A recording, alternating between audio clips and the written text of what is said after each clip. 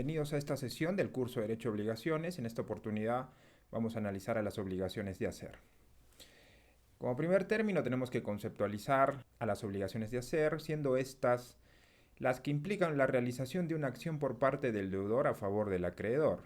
Y aquí nos vamos a enfocar en la conducta del deudor, en esa acción que se va a desenvolver en la realidad material a favor del acreedor, en términos sencillos. La doctrina ha clasificado las obligaciones de hacer en dos: obligaciones que pueden ser ejecutadas por cualquier persona, es decir, solo nos vamos a enfocar en la prestación de hacer en sí, y las obligaciones intuito personae. En las obligaciones intuito personae ya no solo nos vamos a enfocar en la prestación en sí, como conducta, sino también en las cualidades personales del deudor. Como primer escalafón se va a tener como prioridad las cualidades personales del deudor al momento de ejecutar la prestación de hacer.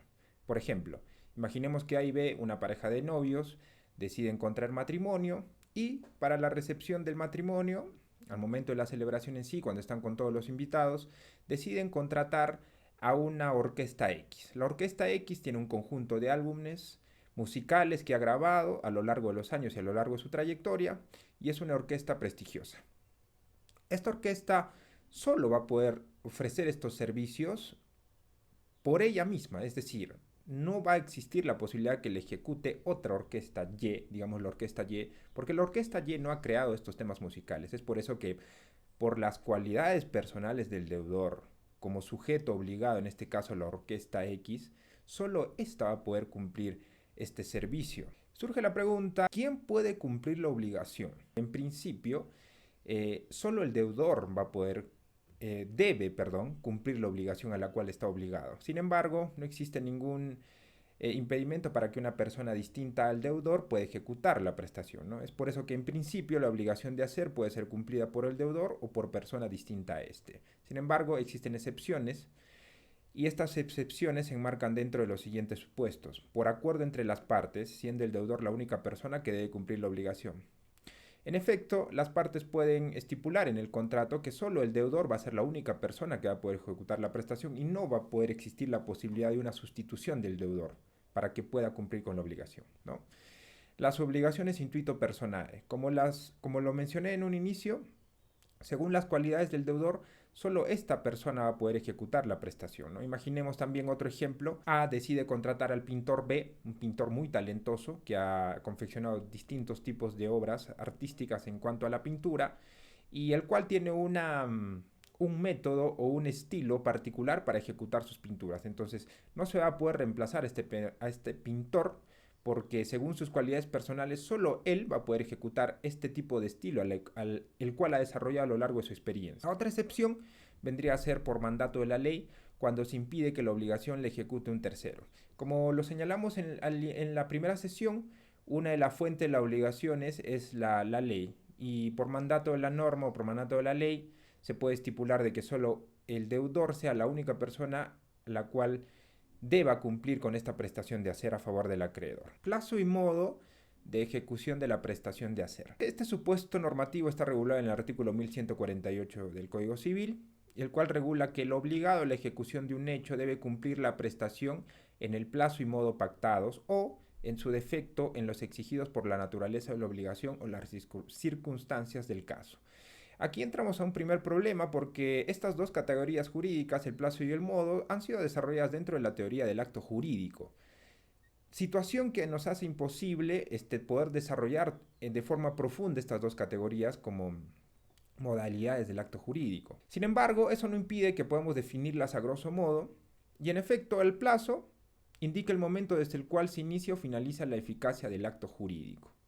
Y en cuanto al modo, la forma y manera en que se debe ejecutar la prestación.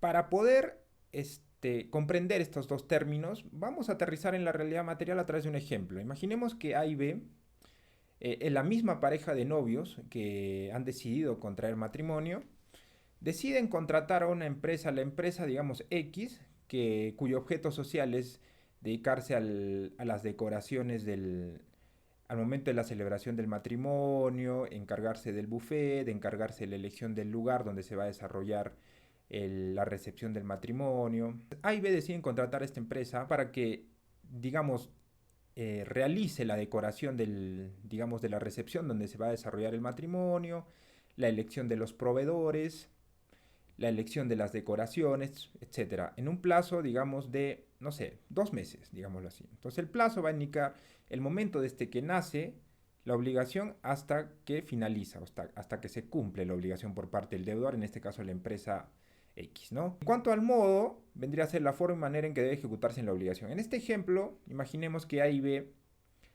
se estipula dentro del contrato de servicios que brinda esta empresa de catering que la elección, digamos, del lugar tiene que ser previamente aceptada por la pareja A y B, y también todo el estilo decorativo tiene que ser previamente aceptado por la pareja A y B antes de que se ejecute la prestación de hacer, ¿no? Y del mismo modo o de la misma forma en cuanto a la elección del lugar. Ya no hablamos de una obligación de hacer pura y simple, sino hablamos de una obligación ya netamente particular que contiene un modo en cuanto a la realización de la prestación de hacer que está a cargo del deudor, en este caso de la empresa X. Las opciones del acreedor en caso de incumplimiento. Este supuesto está regulado en el artículo 1150 del Código Civil y lo que regula es lo siguiente. El incumplimiento de la obligación de hacer por culpa del deudor faculta al acreedor a optar por cualquiera de las siguientes medidas. Exigir la ejecución forzada del hecho prometido, obviamente a través de la vía judicial. Exigir que la prestación sea ejecutada por persona distinta al deudor y por cuenta de éste. Y 3. Dejar sin efecto la obligación. Cuando hablamos de un incumplimiento, nos estamos refiriendo a un incumplimiento total. O sea, que la prestación de hacer no va a ser ni siquiera iniciada por parte del deudor a favor del acreedor. Entonces, el incumplimiento tiene como identidad a la totalidad de la inejecución de la obligación de hacer por culpa del deudor, es decir, por la falta de diligencia del deudor al momento de ejecutar esta prestación de hacer a favor del acreedor. Entonces, que el acreedor, según este artículo, tiene 3 opciones, ¿no? Exigir la ejecución forzada del hecho prometido, ejecución forzosa, obviamente tiene que ser estipulada a través de la vía judicial. Sin embargo, no existe ningún impedimento para que previamente el acreedor le exija al deudor a través de la vía extrajudicial el cumplimiento de su obligación, ¿no? Exigir que la prestación sea ejecutada por persona distinta al deudor y por cuenta de éste. No existe ningún impedimento para que el acreedor pueda contratar un tercero y para que ejecute la prestación. Sin embargo, todos los gastos, digamos, la contraprestación que tiene que realizar el acreedor a favor de este nuevo deudor, van a tener que ser cubiertos por el deudor que incumplió completamente la obligación, ¿no? Y como tercer punto, dejar sin efecto obligación. En términos concretos, resolver el contrato. Opciones del acreedor en caso de cumplimiento parcial, tardío o defectuoso. Aquí ya no estamos hablando de un incumplimiento total o inejecución total de las obligaciones, sino hablamos de un cumplimiento, pero que va a ser parcial, tardío o defectuoso. O sea, son categorías jurídicas que no podemos subsumirlas dentro del término de incumplimiento total. Vamos a tener que desglosar al cumplimiento no óptimo de la obligación y, por contrapartida, al cumplimiento óptimo de la obligación. Categorías como por ejemplo por su integridad, por su oportunidad y por la forma en que se ejecuta la obligación. Cuando hablamos de un cumplimiento no óptimo, por su integridad, entonces vamos a hablar de un cumplimiento parcial. Por el contrario, si hablamos de un cumplimiento óptimo de la obligación, por su integridad, vamos a hablar de la integridad del cumplimiento de la obligación o un cumplimiento íntegro. Cuando hablamos de un cumplimiento tardío, hablamos de un cumplimiento no óptimo de la obligación, pero por su oportunidad. Y por contrapartida, cuando hablamos de un cumplimiento oportuno, entonces por su oportunidad vamos a estar recayéndonos dentro de un cumplimiento óptimo de la obligación. Cuando hablamos de un cumplimiento defectuoso, este obviamente es un cumplimiento no óptimo de la obligación, pero por la forma en que se ejecuta.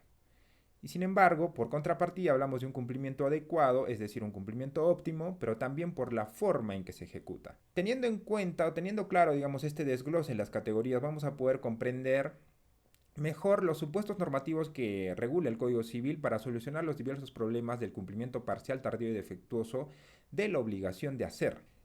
Opciones del acreedor en caso de cumplimiento parcial, tardío o defectuoso. Como primer punto, el acreedor podría optar por exigir la ejecución forzosa o forzada del hecho prometido a través de la vía judicial. Como segundo punto, exigir que la prestación sea ejecutada por persona distinta al deudor y por cuenta de éste. Como tercer punto, exigir al deudor la destrucción de lo hecho o destruirlo por cuenta de él si le fuese perjudicial. Y como punto número 4, aceptar la prestación ejecutada exigiendo que se reduzca la contraprestación si hubiere. El primer ejemplo, para enmarcarnos dentro del artículo 1150, imaginemos que A y B celebran un contrato de servicios con el pintor C, donde este se compromete a pintar la fachada de la casa de A y B en un plazo de un mes. Pasa el plazo de un mes y en efecto el pintor C no cumple con su obligación, a pesar de que A y B le mandan una carta notarial para que cumpla con su obligación, no lo hace. En este ejemplo, A y B, ¿qué posibilidades podrían tener para solucionar este conflicto? Podrían optar por exigir la ejecución forzada del hecho prometido a través de la vía judicial, ¿no? En un primer momento le cursaron la carta notarial al pintor C y este no cumplió con su obligación.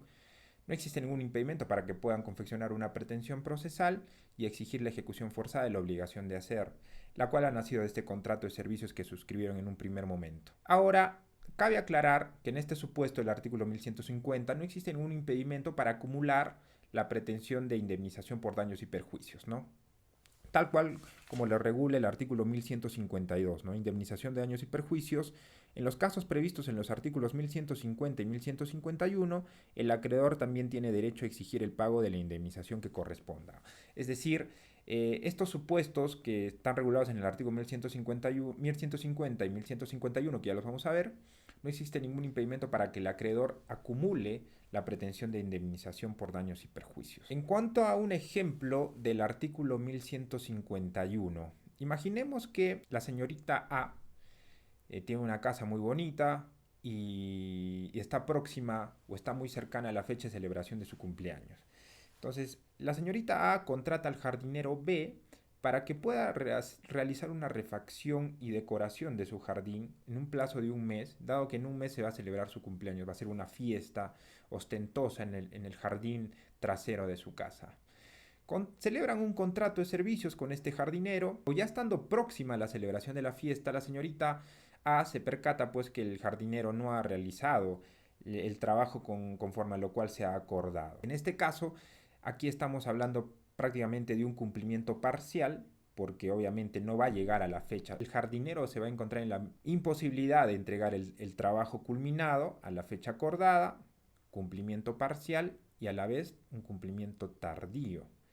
Entonces, aquí la acreedora, en este caso la señorita A, podría exigirle que la prestación sea ejecutada por persona distinta al deudor y por cuenta de este. Sin embargo, ya no, si aplicamos este supuesto, ya no va a haber ningún tipo de utilidad para la acreedora, ¿no? En este caso para la señorita A, porque la fecha de celebración de su cumpleaños es dentro de un mes. Y dado que ya ha transcurrido bastante tiempo, ya está próxima la fecha de celebración de su cumpleaños, contratar a un tercero no va a tener ningún tipo de utilidad porque no va a poder tampoco concluir con el trabajo. Yo creo que el supuesto más razonable sería el supuesto número 4, aceptar la prestación ejecutada, ¿no? Exigiendo que se reduzca la contraprestación si lo hubiere. Es decir, imaginemos que en este contrato la señorita A le ha dado un adelanto al jardinero, pero dado que la prestación no va a culminarse conforme a lo que estaba estipulado en el contrato y dentro del plazo contractual, se puede estipular o se puede llegar a la etapa de reducir, digamos, el pago que tenía que realizarle al jardinero, y esto va a reducir la contraprestación. Obviamente no va a recibir la totalidad del pago del jardinero porque el jardinero no ha cumplido totalmente con su obligación de hacer, es decir, refaccionar todo el jardín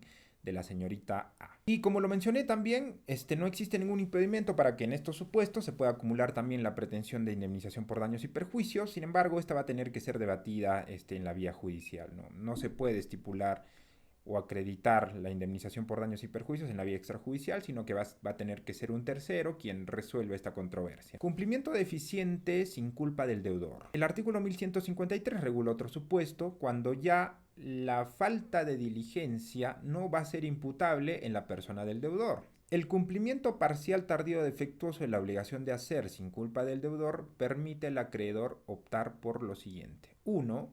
Considerar no ejecutada la prestación si resultase sin utilidad para él. 2. Exigir al deudor la destrucción de lo hecho, destruirlo por cuenta de él si le fuese perjudicial. 3. Aceptar la prestación ejecutada exigiendo que se reduzca la contraprestación si la hubiere. Para poder entender, digamos, un supuesto de este artículo 1153, imaginemos las parejas de esposos A y B tienen una casa de playa y en esta casa de playa tienen una piscina y han decidido contratar a un constructor al constructor C, digámoslo así, la construcción de una piscina para que en la etapa de verano o en la época de verano puedan disfrutarla, ¿no? Junto con sus amigos, organizar fiestas al lado de la piscina, etcétera. Para esto suscriben un contrato donde el constructor C se compromete a confeccionar esta piscina dentro del plazo contractual de octubre, noviembre y diciembre del año 2023 y que tiene que ser culminada en enero del 2024 porque, por ejemplo, acá en la ciudad donde yo vivo, en la ciudad de Arequipa, la época de verano generalmente empieza en febrero, ¿no? Entonces, para que la piscina esté lista en el mes de febrero, la ejecución o la prestación de hacer tiene que ser ejecutada en estos meses, ¿no? El plazo contractual corre desde octubre, noviembre, diciembre hasta finales de enero. Sucede que el deudor, cumpliendo con toda la diligencia debida, ejecutando su prestación conforme a los términos contractuales, y al momento de ejecutar la prestación, llegando ya al mes de diciembre, y por este fenómeno del niño que está acaeciendo en nuestro país, se producen lluvias torrenciales que hacen imposible ejecutar, no imposible, sino hacen que existan obstáculos para ejecutar la obligación del constructor C. En efecto, las lluvias son torrenciales que hacen que se dificulte la construcción, pero esta situación natural, propia de la naturaleza, no puede ser imputable al deudor. Entonces, a pesar de que se ha cumplido con toda la diligencia debida, a pesar de que se han suministrado los materiales, a pesar de que se ha cumplido con el plazo contractual, esta situación no puede ser imputable al deudor. Si analizamos bien estos tres supuestos, podemos encontrar una situación de injusticia en cuanto a este dispositivo normativo. ¿Por qué?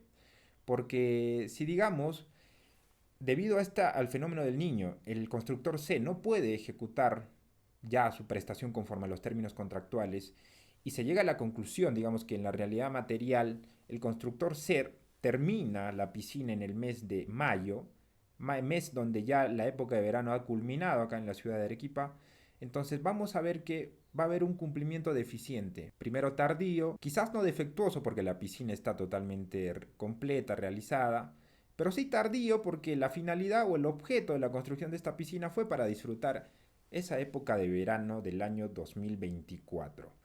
Situación que, si nosotros subsumimos este ejemplo dentro de estos supuestos para llegar a una situación concreta y poder solucionar este problema, el acreedor, ¿qué podría hacer? O sea, la pareja de esposos A y B podría considerar no ejecutada la prestación si resultase sin utilidad para él.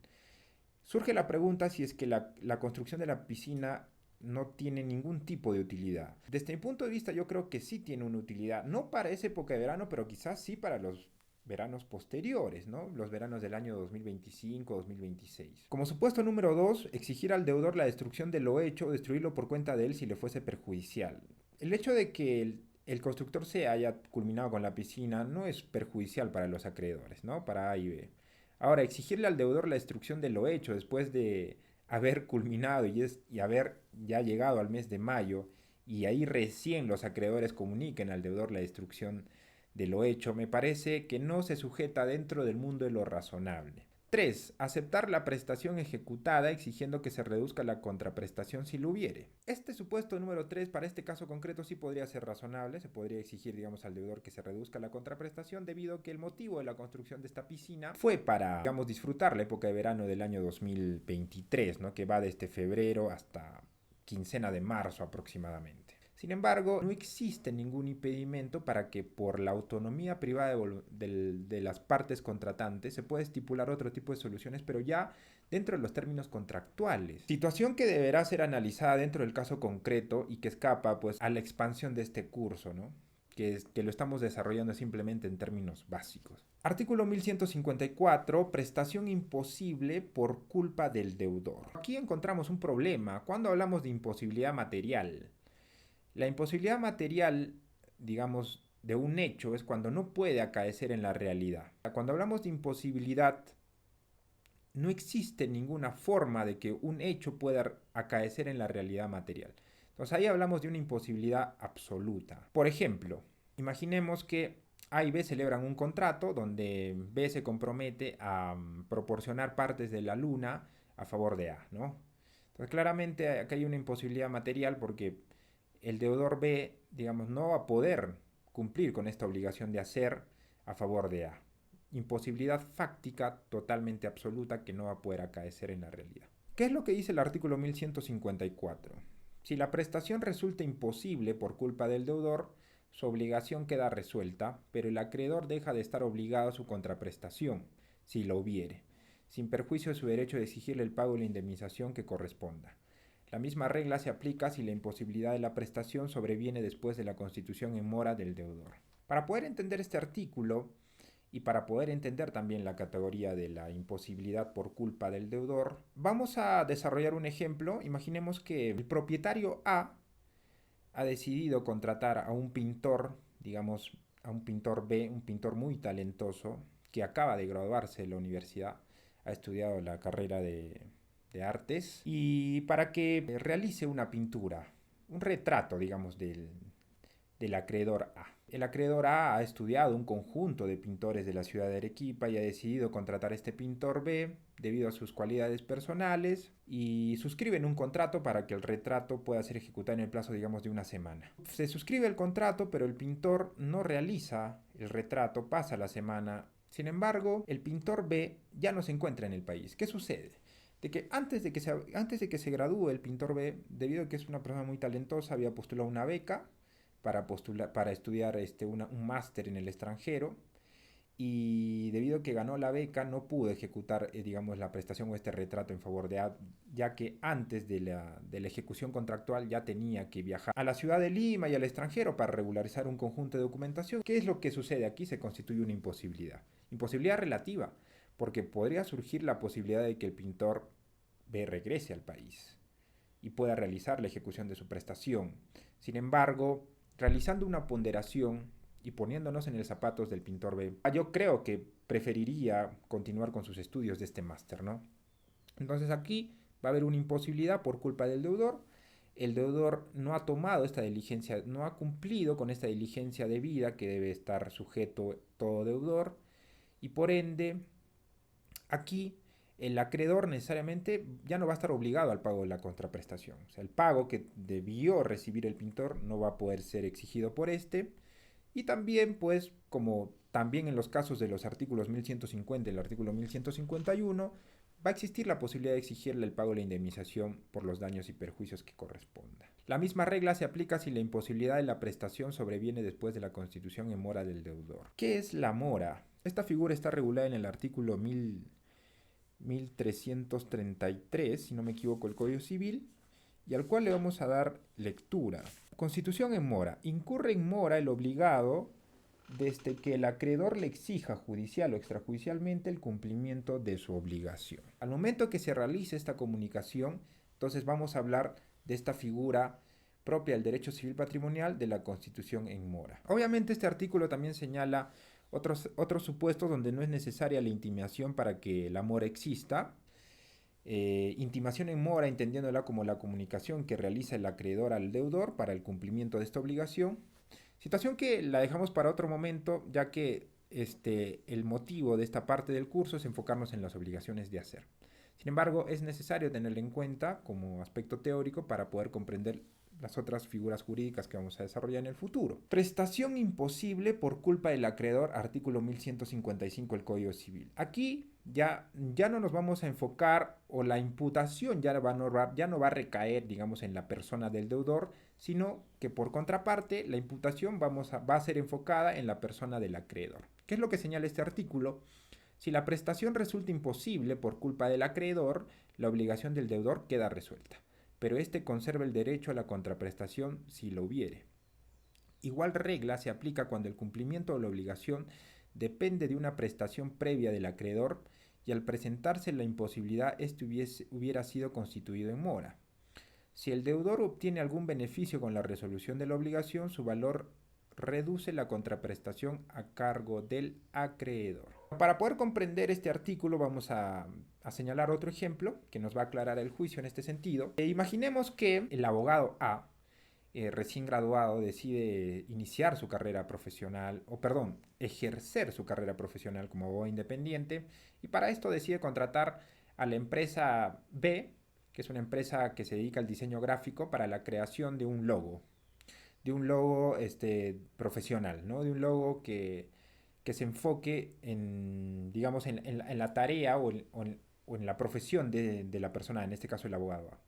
Para esto se suscribe un contrato de servicios profesionales donde El acreedor A debe suministrar un conjunto de información para que esta empresa que se encarga del diseño gráfico del logotipo profesional pueda ejecutar o confeccionar este logotipo conforme a las ideas que va a proporcionar el acreedor A.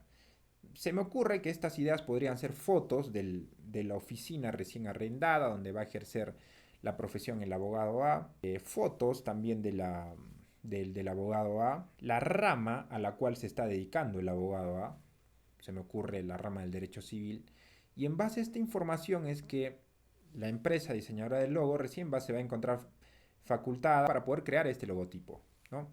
Pero acá vemos que hay prestaciones recíprocas, porque el abogado debió brindarle, digamos, en el plazo de 15 días esta información a la empresa diseñadora del logotipo. El abogado no lo hace en este plazo estipulado, transcurren los 15 días y claramente aquí existe una imposibilidad relativa, obviamente, porque si bien es cierto va a poder ejecutarse la obligación, no existe ningún impedimento, pero no va a poder ejecutarse dentro del plazo contractual porque el acreedor, perdón, claro, el acreedor A, en este caso el abogado A, tuvo un plazo de 15 días para suministrar esta información. No se cumplió la prestación y por ende se constituye una imposibilidad relativa por culpa del acreedor. La diligencia del abogado A era suministrar toda esta información que no lo hizo. En este caso, la obligación del deudor queda resuelta, no va a estar obligado a realizar su prestación, pero este va a conservar el derecho a la contraprestación si lo hubiere, ¿no? En este caso, si es que digamos el acreedor A le dio un adelanto a la empresa diseñadora B, entonces esta va a conservar esta contraprestación parcial que se le ha realizado al momento de suscribir el contrato, ¿no? Y bueno, este supuesto nos ayuda, o este ejemplo nos ayuda a comprender el supuesto normativo del artículo 1155 cuando la prestación imposible ya no recae en el deudor sino en el acreedor. Aquí hay un error. Acá nos enfocamos en la prestación imposible pero sin culpa de las partes. Este supuesto normativo efectivamente está contenido en el artículo 1156 del Código Civil y señala lo siguiente: si la prestación resulta imposible sin culpa de las partes, la obligación del deudor queda resuelta. El deudor debe devolver en este caso al acreedor lo que por razón de la obligación haya recibido, correspondiéndole los derechos y acciones que hubiesen quedado relativos a la prestación no cumplida. Imaginemos que la municipalidad A contrata los servicios artísticos y profesionales del pintor de murales B para que ejecute digamos, una obra artística en un mural que es propiedad de la municipalidad distrital. El plazo contractual es de un mes para que ejecute todo este mural, un mural muy hermoso, ya que ambas partes del contrato habían acordado el diseño, la temática, los colores y el bosquejo, totalmente aprobado. Y al momento de ejecutar la prestación, ¿qué es lo que pasa?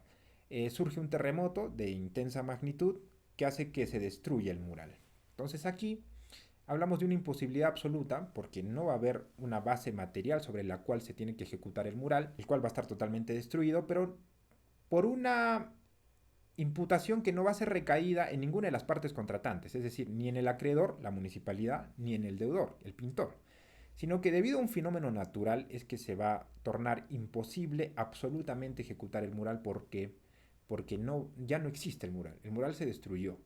Entonces, para solucionar este problema, dado que no existe culpa de ninguna de las partes, la obligación va a quedar resuelta y el deudor, en este caso, debe devolver al acreedor lo que por razón de la obligación haya recibido. Imaginemos en este caso, de la suscripción del contrato, la municipalidad X le pagó un adelanto al pintor y dada esta situación, entonces el pintor va a tener que devolver, ¿no?, el monto dinerario por el adelanto que haya recibido, ¿no? Entonces aquí claramente nos encontramos en otro supuesto y a través de este ejemplo pues claramente podemos entender el supuesto fáctico normativo estipulado por el artículo 1156. Bueno, para concluir en esta etapa de las obligaciones de hacer, el artículo 1157, tal cual como lo vimos en la parte de las obligaciones de dar, regula la sustitución de la prestación indebida. ¿Qué es lo que señala este artículo? Si como consecuencia de la inejecución por culpa del deudor este obtiene una indemnización o adquiere un derecho contra tercero en sustitución de la prestación debida, el acreedor puede exigirle la entrega de tal indemnización o sustituir al deudor en la titularidad del derecho contra el tercero.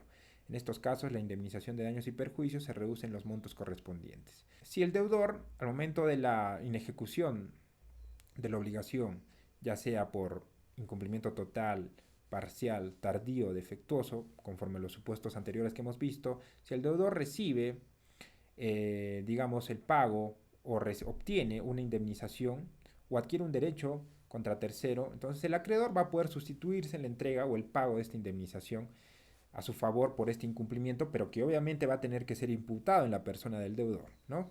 Y en estos casos, si el acreedor ha decidido confeccionar alguna pretensión procesal por indemnización de daños y perjuicios, bueno, dentro de ese proceso judicial, entonces el deudor tendrá que aportar los medios probatorios que acrediten que ha sido entregada parte de una indemnización producto de esta sustitución a favor del acreedor, la cual tendrá que ser analizada pues en la vía judicial correspondiente, tal cual como lo vimos dentro de las obligaciones de dar. Con esto concluimos esta sesión, un poco larga, y no sin antes decirte gracias por tu atención. No te olvides por favor de darle like a este video y con esto me ayudas muchísimo para que el algoritmo nos pueda seguir apoyando y pueda seguir creando contenido de valor cognoscitivo en cuanto al mundo del derecho civil patrimonial. Para cualquier consulta tienes mi correo electrónico solicitorgianconcha@gmail.com.